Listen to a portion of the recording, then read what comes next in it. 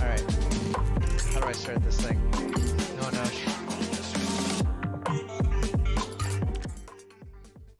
I guess I mute that. And not that.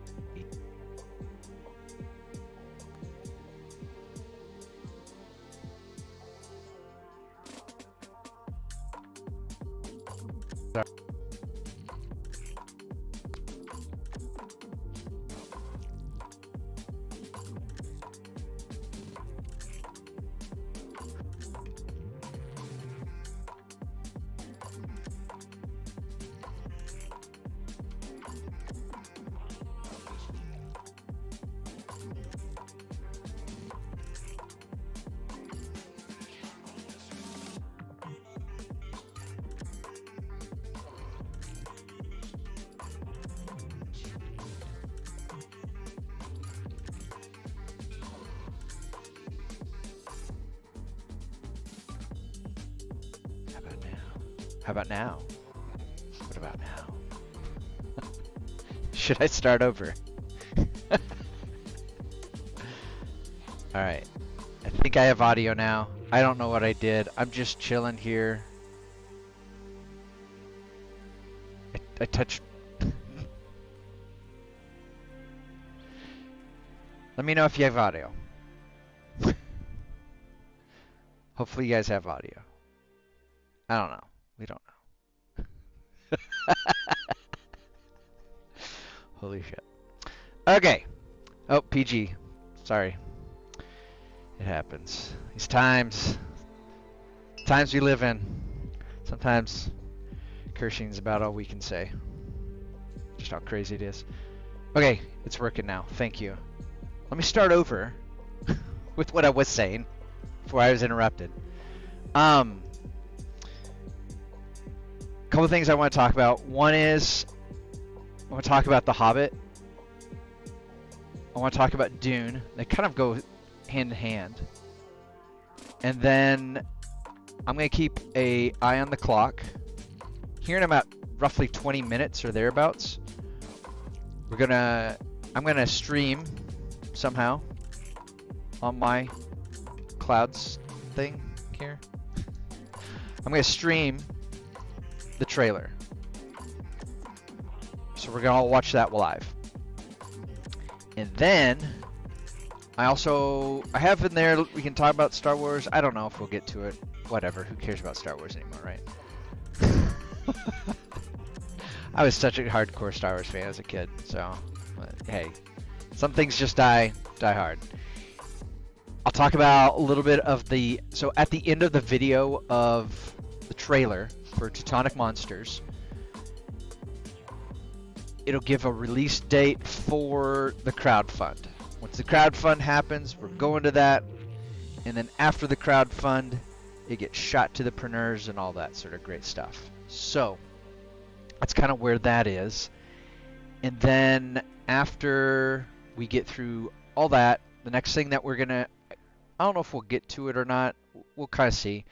I had a buddy of mine, actually, he's in our chat, who showed me something that's happening in regards to Magic the Gathering. And I want to talk about that in regards to art. And it's hard not to talk about that without talking about AI. So those are all the topics. And then, like I said, I'll keep an eye on our... There should be like a premiere countdown. I don't know if there is. For the Teutonic Monsters crowdfund trailer. So let me bring...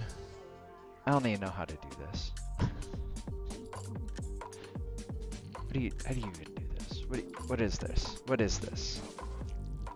Premiere. Set up premiere. Got it. Yeah, whatever. Hey, we'll figure it out. So that's all going on at the same time too. Back to that. So we'll just kind of see. Really excited about that. This project has literally, Teutonic Monsters has literally been a insane uphill fight.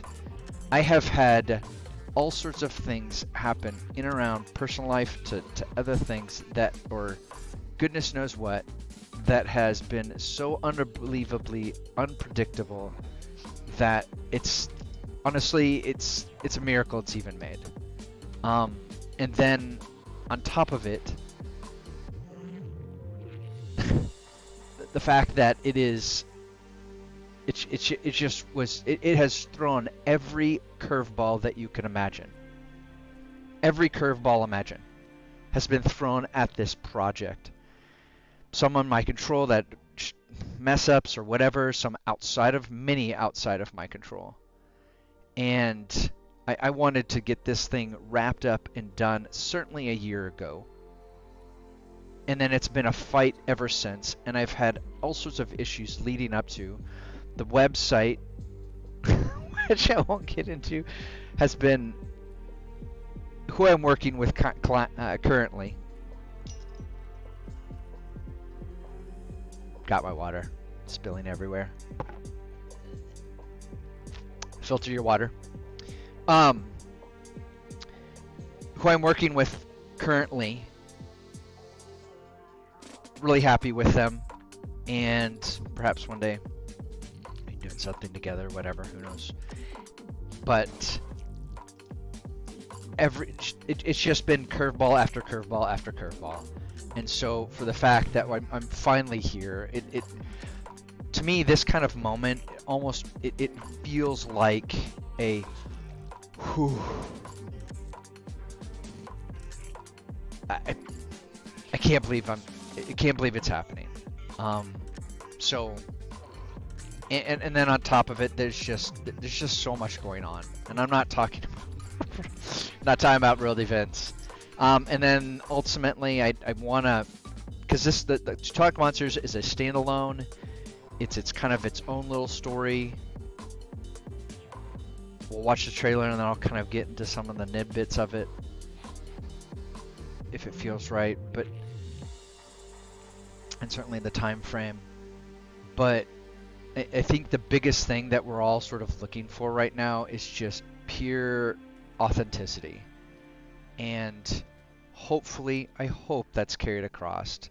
That's my biggest, I guess, in terms of thousands, and this gets into some of the Magic Gathering art. There's so much imposter syndrome happening right now, and sometimes imposter syndrome could, I mean, this idea of fighting our own ego, and along with any kind of hero's journey, it's about fighting. In honesty, it's about our own larger than life ego that we're up against, and we can easily fall into the dark side and the traps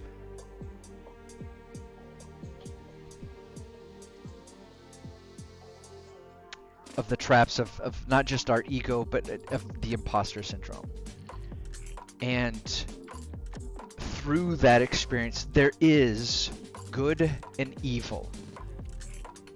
No doubt about it.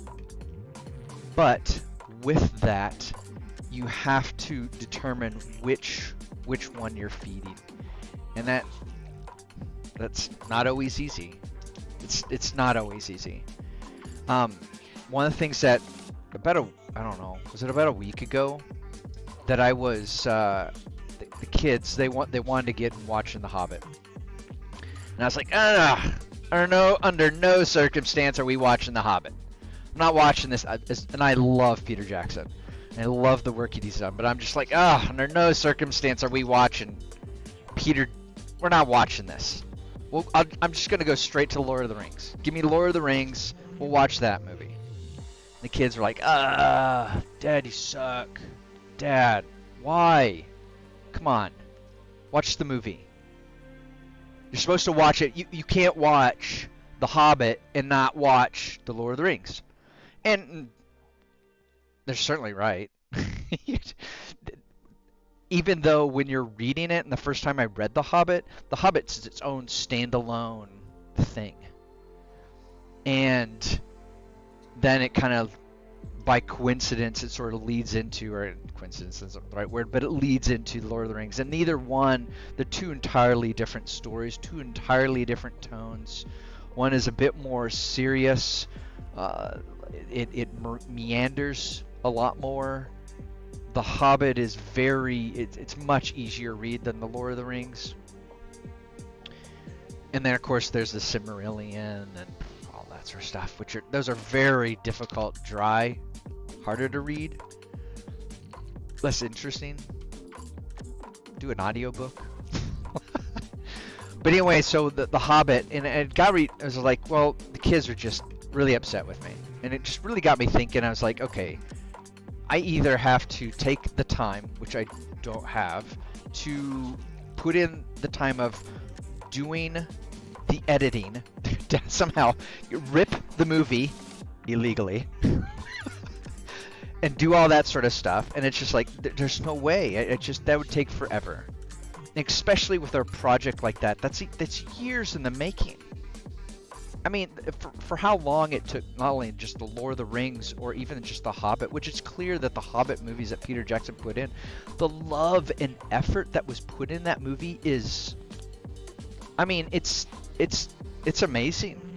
And there's no doubt even with the Hobbit, with all of its myriad of issues, it's weird where the pacing is just so off. We're like the Fellowship of the Rings is one of the most, I think out of all three of the movies, the Fellowship is probably the best out of pacing. The theatrical version.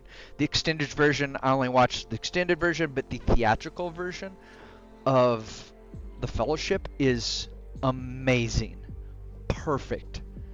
That should have won Best Picture and Best Editor. No doubt about it. But whatever.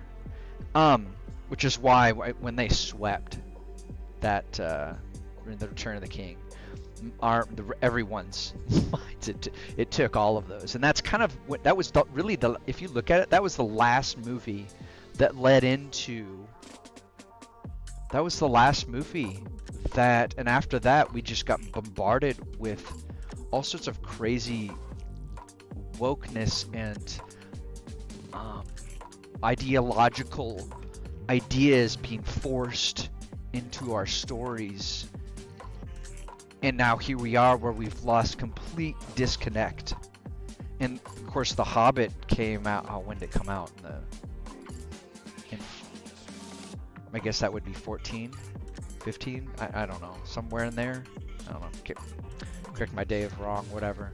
But it came out in sort of that next decade, and it just, the tone is already there. And now here we are, we're just, movie after movie is entirely, it's lost its touch with its base, which is why I think Dune is such a flash in the pan of like, oh, breath of fresh air. Like we've been running out of oxygen more and more and more, and there's all this lack of oxygen, and then all of a sudden, there's this oxygen suddenly poured into the room after feeling like you've been suffocating. And one of the things that's so unique, I think, with Dune is actually Frank Herbert's son, Frank, author of Dune, has recently come out and has basically told the filmmakers just how grateful he is for how they've clearly poured their love, energy, care into that story of creating the universe of Dune. And they've put every ounce of it, and he could say, my father would be just so proud of the work that you've done and how you have taken my father's vision in text and copy and put it on the screen. And that all the other versions we certainly can love and adore and that type of a thing. I always thought growing up they're so weird, so disconnected, but this version just it feels tangible, something that we can grab onto. So anyway, back to the Hobbit. And well, let me back up with the Dune. It's just that disconnect has been happening so much that even, and clearly Frank's son, who's currently now living, has that gratitude of what his father did, and that the vision has been continued on. I mean, what more could you want from a son that's lost a father? That you want that legacy to continue. Which is interesting because that would be Christopher Tolkien's son. J.J.R. Tolkien's grandson has basically said that, that Peter Jackson's movies, they're really good, but they're too faithful.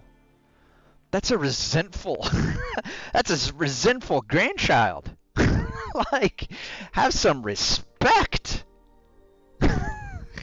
Yeah, when your dad is gone, your grandpa's gone, okay, yeah, throw him under the bus. Unbelievable. So with The Hobbit, I told the kids, I was like, I just can't do it. And so I kind of went on a mission, and it's out there. Won't tell you where or what, but you can find a version that exists. And that version that exists out there it's about as it takes the current what is from Peter Jackson, and they've made a book edit of it. There's several versions out there, and they're all unique, but they all use the same footage, but it's about being true to the source, which gets into the later subject later on that we certainly want to get into. I'm gonna put this up for a moment whenever it decides to start, and I'll hide that. So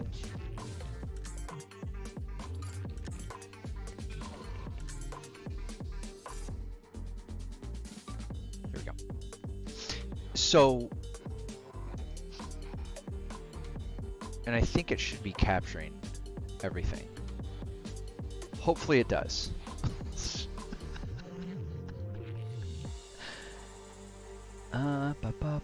Says it well. We'll see. We'll see. We'll see. Well, I'm gonna go to here. Browser. good.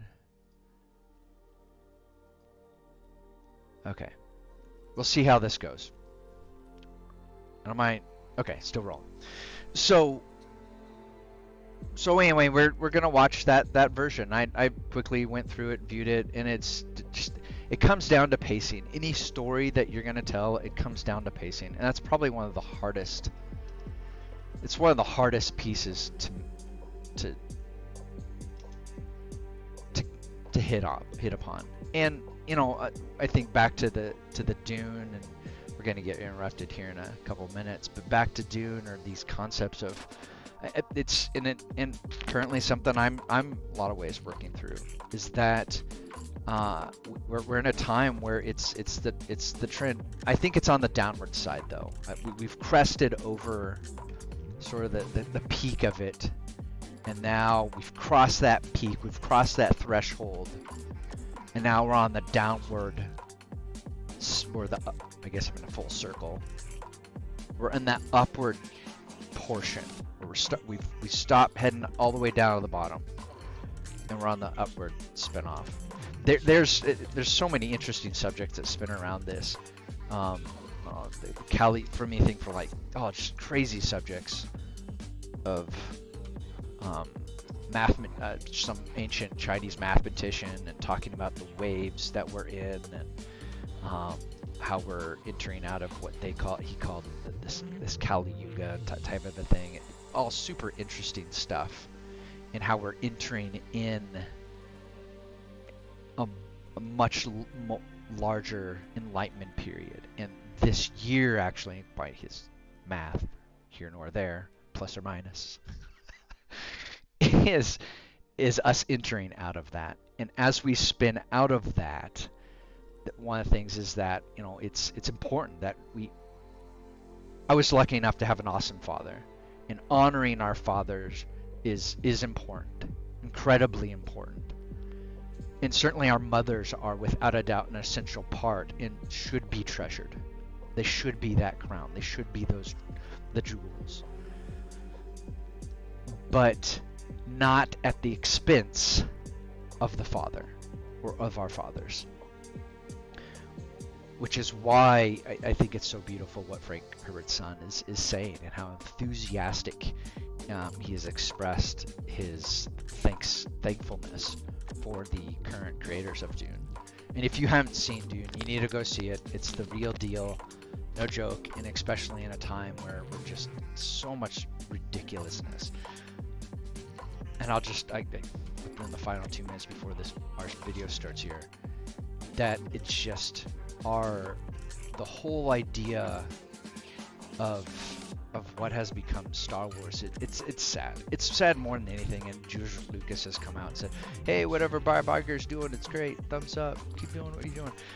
You have to look back at the history of that. Without Bob Iger, there never would have been Young Indiana Jones TV series, and so, or even Indiana Jones. And so Lucas has a sense of respect, a sense of gratitude, and I suspect it has more to do with Bob Iger calling him up and say, "Hey, I scratched your back way back when. You need to scratch my back and say how great we are now." I don't know, whatever. If I was George, I said, "Yep, I spent your billions. Thanks. See ya." Thanks for the time. I'm out.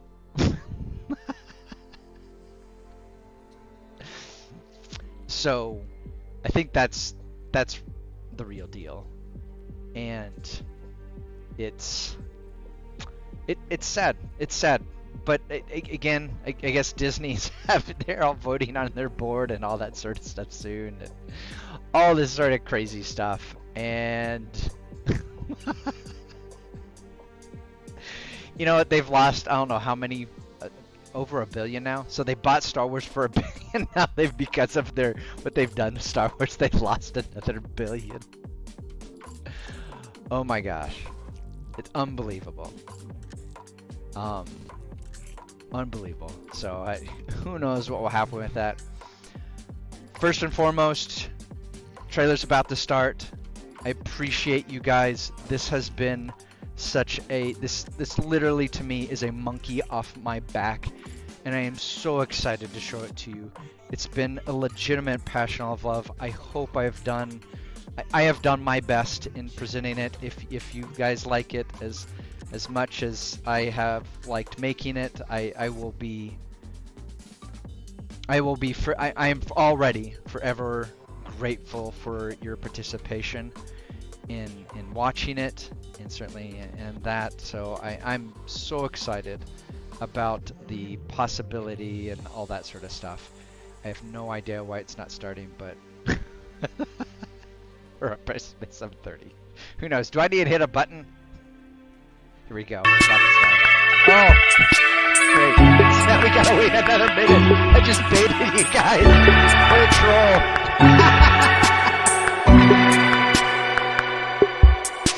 I even trolled myself.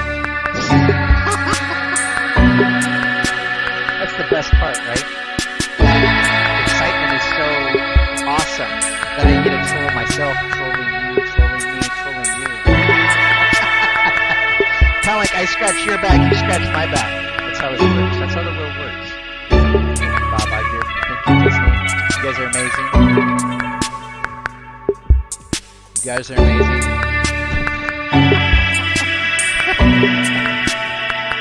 That's too funny. That's way too funny.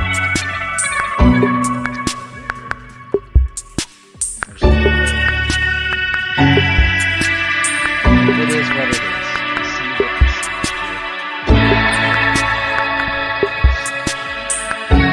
30 seconds. Can I do this in 30 seconds?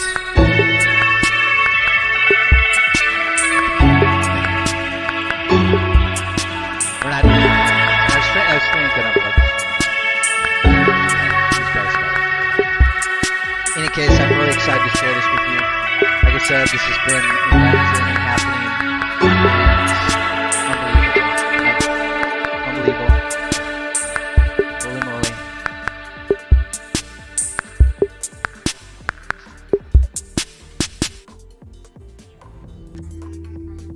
Mr. Gerber. April 11th. And then on ElijahLoving.com, there'll be more information there. There's going to be a link within the patron page. And I might end up playing that a little bit later, but let's see here. What do I need to...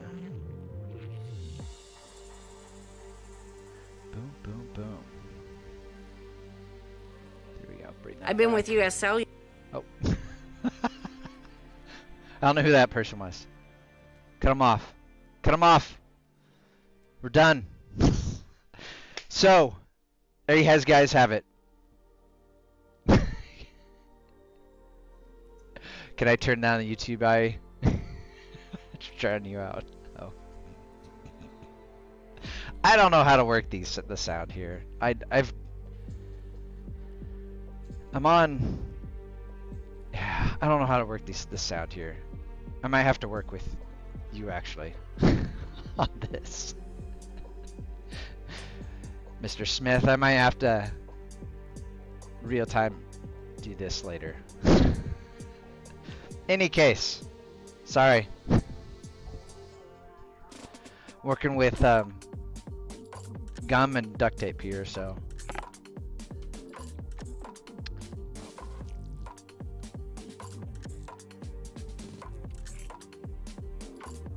Yeah, 100%. I would say POS. Point of sale, of course. Not the other POS.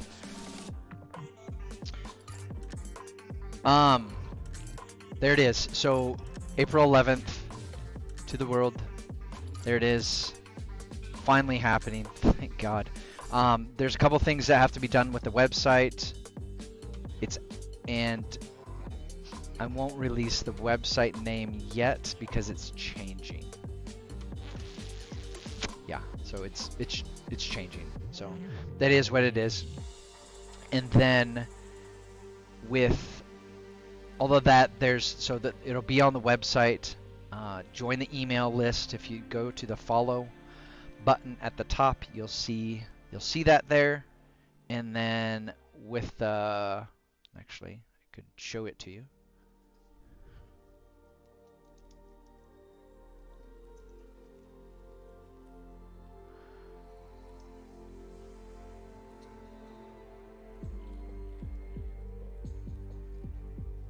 Could show it to you. There we go. So just go to the follow button up at the top right hand corner, hit that, and then join the email list. Is probably the best way to stay connected with all that sort of stuff. And certainly the wait has been ridiculous, but in any case, so go up there. That would be the best way. Otherwise, what will happen is that in the next really 2 weeks thereabouts, we'll be doing all sorts of stuff as far as preparing. I will also do a few more. I'll do a live stream on that day, and on that live stream, what will end up happening, what I'll end up doing is I have 2 artworks that, let me see if I can find them first. So I have 2 artworks that I really want to,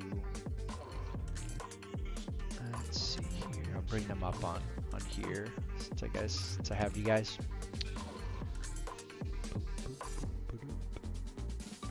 Don't even know where my own stuff is.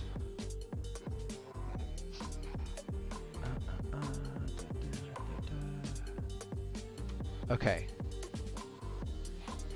Okay. Okay. Here we go.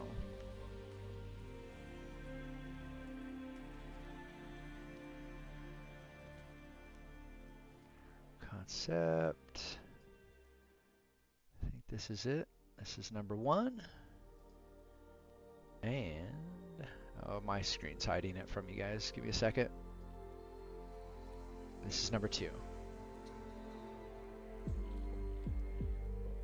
Let's hide this browser business.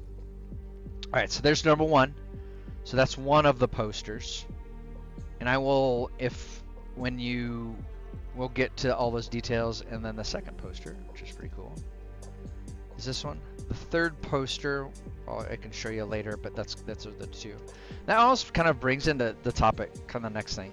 Let's see if I can bring that up as well onto share our screen here. Let me share this. So, buddy of mine,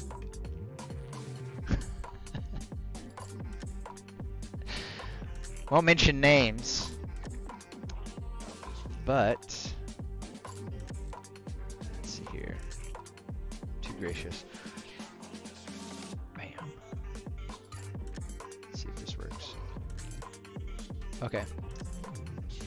So a buddy of mine shared this with me, and before I get to this, again, share this, share the video, share the post it to your Twitters, post it to your YouTubes, wherever you guys do. Insta, what face, I don't know what you call them all.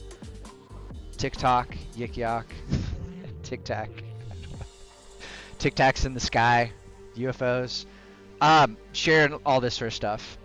This project could not be done without you, and it won't be.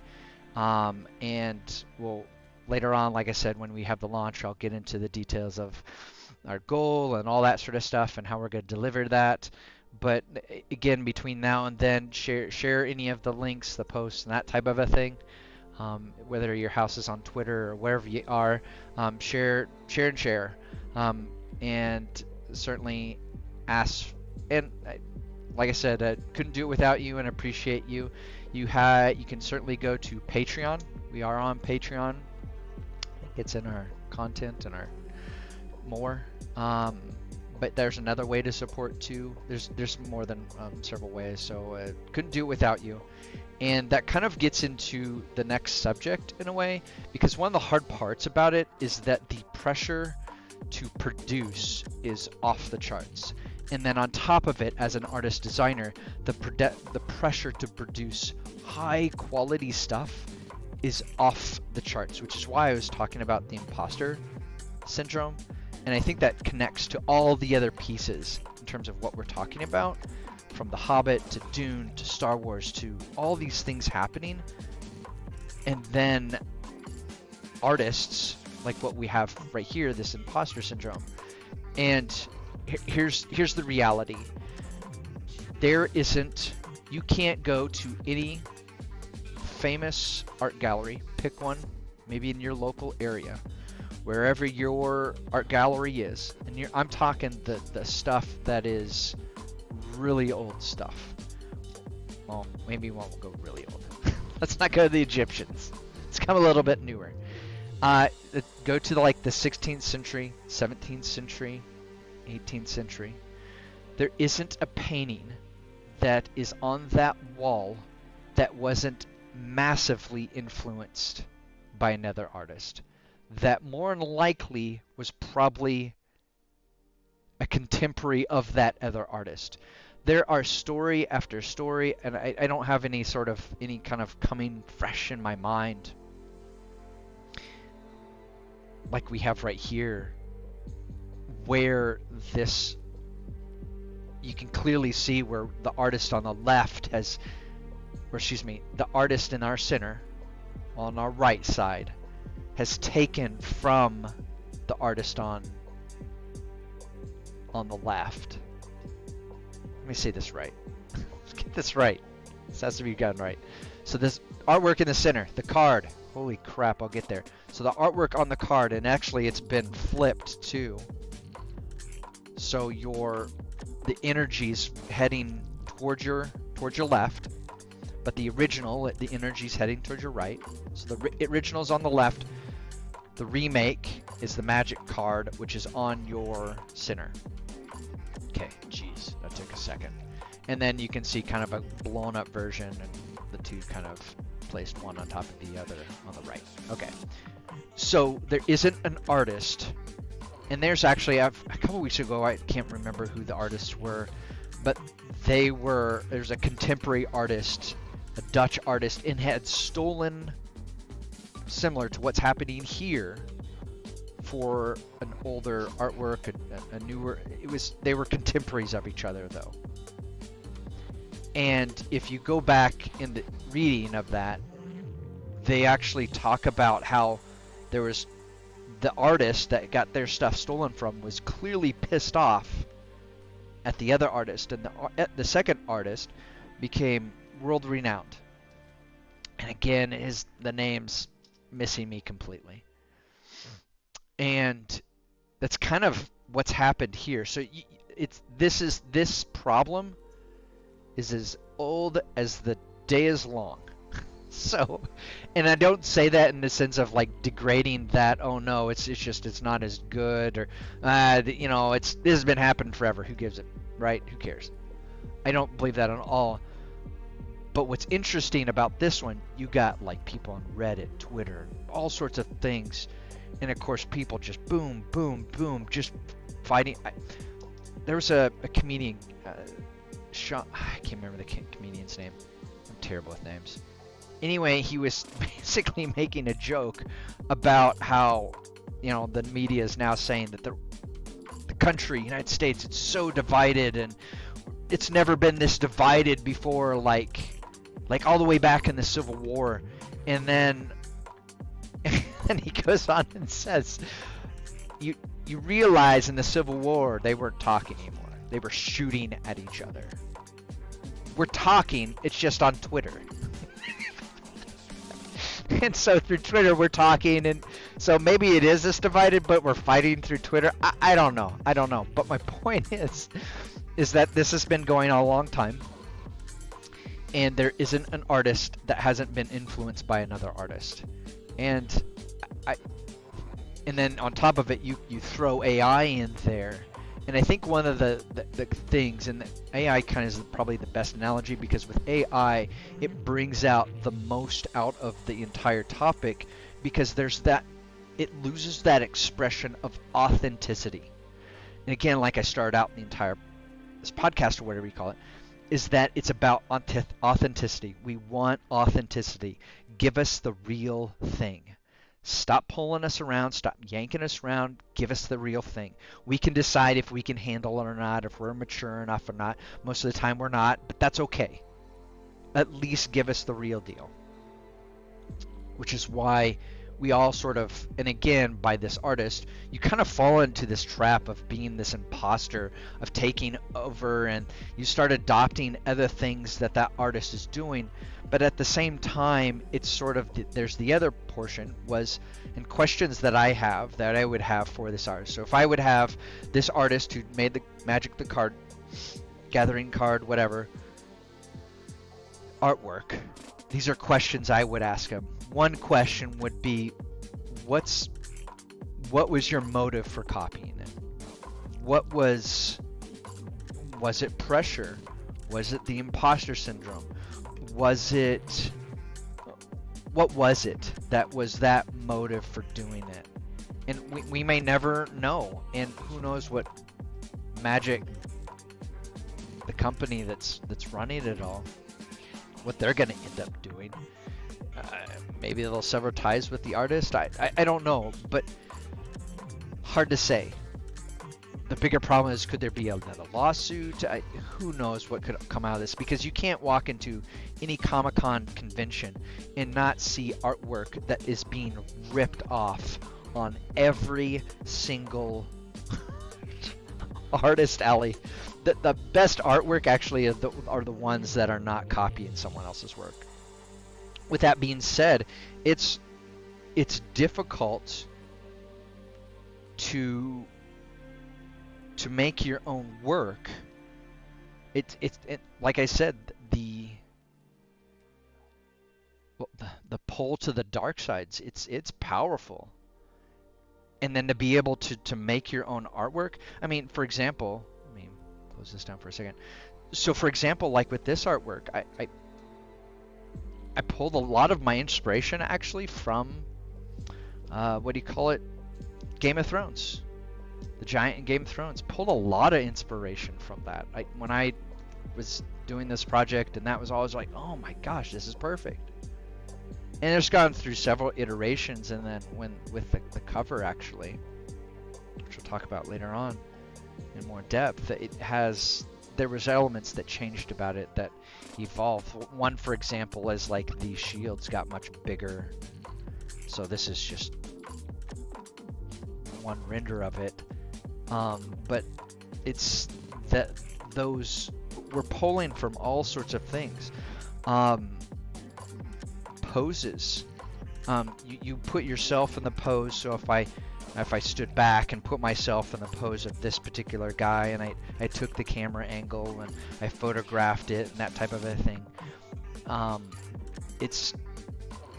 that sometimes that setup can be really difficult. And so one of the things that I certainly have done is that I will look at an artist, Olivier Coupel, who's been an inspiration for me and gathered some ideas in terms of how does he shadow and those types of things. And so I guess my point is that when we go through this exercise, we're trying to do it in a way that first and foremost honors the previous artist, which is in my path and in trying to honor that artist in what they represent. Because their technique and seeing their technique grow and then following on them on that path of learning that technique, and then throw in another artist or two that helps you express that. And sometimes it's a pose that they do that it's like, oh my gosh, that's perfect. And so from Jack Kirby to the golden age of comics, you can pick out Marvel, DC characters that were grabbed from two decades earlier in the 60s and 50s that were expanded upon, or Frank Miller, but grabbed upon from, I can't think of his name right now. It's on the tip of my tongue. I want to say Conan the Barbarian sort of stuff. He was a large inspiration for that. Frank Frazetta. Jeez, it was a Frank name. Frank Frazetta. So you have this. I think in a lot of ways, more than anything, the discussion to me is a discussion of authenticity and people wanting authenticity. And I think the goal of any artist should be to make their artwork as original as humanly as possible. But like AI, we're grabbing from all sorts of other ideas that exist out there. The part that's unique is our ability to add the signature to it. When we start getting in the fuzzy area of things, is we start copying the exact replica of things. That can be a little bit of a slippery slope. Is it wrong? Yeah. Should it be done better? Certainly. Is it a straight line? No. This is a tough subject, and it goes the same thing with AI. I think that all this sort of goes hand in hand, and certainly should be considered and evaluated, and which is hard, because during our time frame that we're in, it's very easy to grab from other artists and not. It's very easy to do it because they've done the hard work, but then you start looking at it for real. Those artists also were grabbing from other artists, and so it becomes this sort of train wreck. And that's why, like, the appeal of AI is kind of interesting, because, well, it's doing the same thing, right? How's that any different?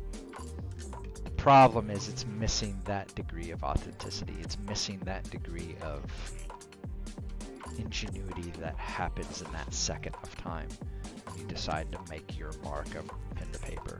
So, I don't know. You guys are amazing. Couldn't do it without you. Share, like, all those sort of wonderful things. And that's all I got for you for today. Above all, be human, be awesome, be yourselves, be authentic as humanly as possible. And I am so excited to finally, thank God this is finally happening. Thank God. You guys are amazing. Share, likes, all that sort of stuff. Share this. Couldn't do this without you. And I'm really excited about April 11th. And we'll see where that brings